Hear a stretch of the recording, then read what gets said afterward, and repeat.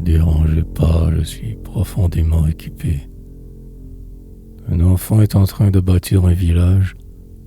C'est une ville, un comté, et qui sait, tantôt l'univers. Il joue. Ces cubes de bois sont des maisons qu'il déplace et des châteaux. Cette planche fait signe d'un toit qui penche. Ce n'est pas mal à voir. Ce n'est pas peu de savoir où va tourner la route de Descartes. Cela pourrait changer complètement le cours de la rivière. À cause du pont qui fait un si beau mirage dans l'eau du tapis, c'est facile d'avoir un grand arbre et de mettre au-dessous d'une montagne pour qu'il soit en haut.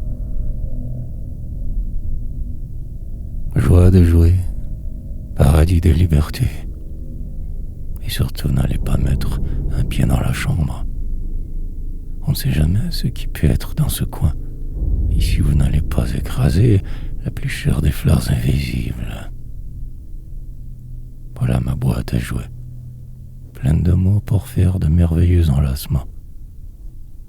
Les alliés, séparés, mariés, des roulements tantôt de danse, et tout à l'heure le clair éclat de rien qu'on croyait perdu.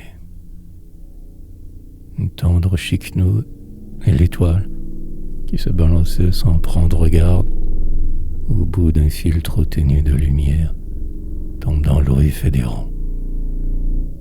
De l'amour, de la tendresse, qui donc oserait en douter, mais pas du sou de respect pour l'ordre établi et la politesse et cette chère discipline, une légèreté et des manières à scandaliser les grandes personnes.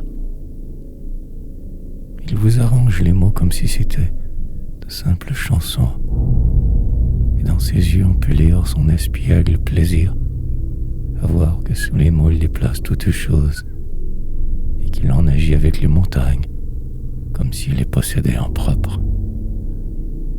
Il met la chambre à l'envers et vraiment l'on ne s'y reconnaît plus, comme si c'était un plaisir de berner les gens.